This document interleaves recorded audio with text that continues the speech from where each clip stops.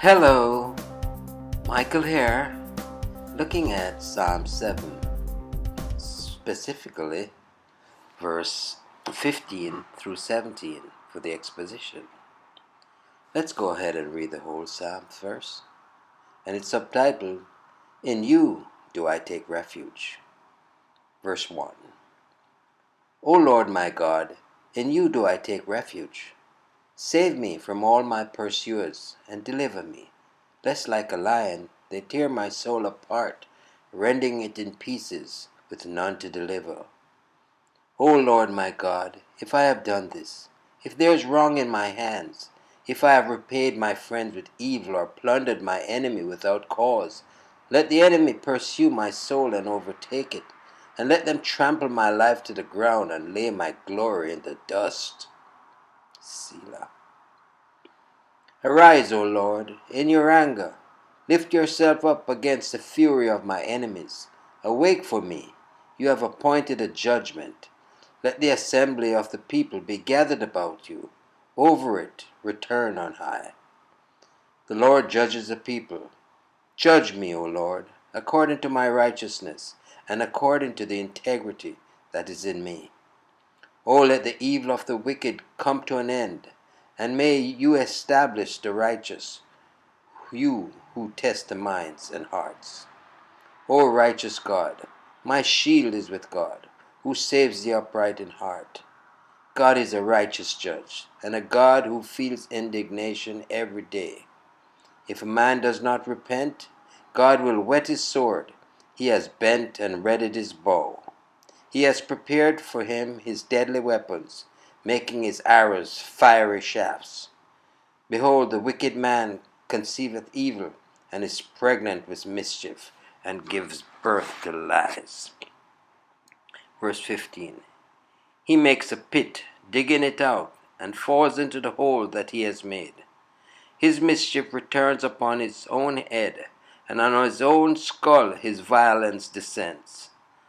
I will give to the Lord the thanks due to his righteousness, and I will sing praise to the name of the Lord, the Most High.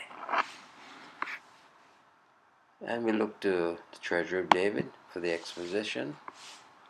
Verse 15. He made a pit and digged it. He was cunning in his plans and industrious in his labors. He stooped to the dirty work of digging. He did not fear to soil his own hands. He was willing to work in a ditch if others might fall therein.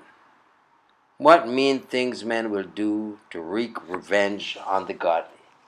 They hunt for good men, as if they were brute beasts. Nay, they will not give them the fair chase afforded to the hare or the fox, but most secretly entrap them, because they can neither run them down nor shoot them down.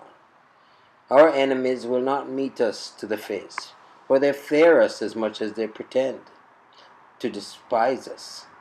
But let us look on to the end of the scene. The verse says he is fallen into the ditch which he made. Ah, there he is. Let us laugh at his disappointment. Lo, he is himself the beast. He has hunted his own soul, and the chase has brought him a goodly victim.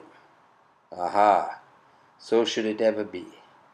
Come hither and make merry with this entrapped hunter, this biter who has bitten himself. Give him no pity, for it will be wasted on such a wretch. He is but rightly and richly rewarded by being paid in his own coin. He cast forth evil from his mouth, and it has fallen into his bosom. He has set his own house on fire with the torch which he lit to burn a neighbor. He sent forth a foul bird, and it has come back to its nest. Verse 16. The rod which he lifted on high has smitten his own back. He shot an arrow upward, and it has returned upon his own head. He hurled a stone at another, and it has come down upon his own pate. Curses are like young chickens. They always come home to roost. Ashes always fly back in the face of him that throws them. As he loved cursing, so let it come upon him. Psalms 109:17. How often has this been the case in the histories of both ancient and modern times? Men have burned their own fingers when they were hoping to brand their neighbor. And if this does not happen now, it will hereafter. The Lord has caused dogs to lick the blood of Ahab in the midst of the vineyard of Naboth. Sooner or later, the evil deeds of persecutors have always leaped back into their own arms. So it will be in the last great day, when Satan's fiery darts shall all be quivered in his own heart, and all his followers shall reap the harvest which they themselves have sown. Verse 17. We conclude with joyful contrast. In this, all these psalms are agreed. They all exhibit the blessedness of the righteous, and make its colors the more glowing by contrast with the miseries of the wicked. The bright jewel sparkles in the black foil. Praise is the occupation of the godly, their eternal work, and their pleasant pleasure. Singing is the fitting embodiment for praise, and therefore do the saints make melody before the Lord Most High. The slandered one is now a singer. His harp was unstrung for a very little season, and now we leave him sweeping in harmonious chords and flying on their music to the third heaven of adoring praise. Ooh, yeah. I love the conclusion here, man. Do good, do right, be led by His Spirit. God be praised.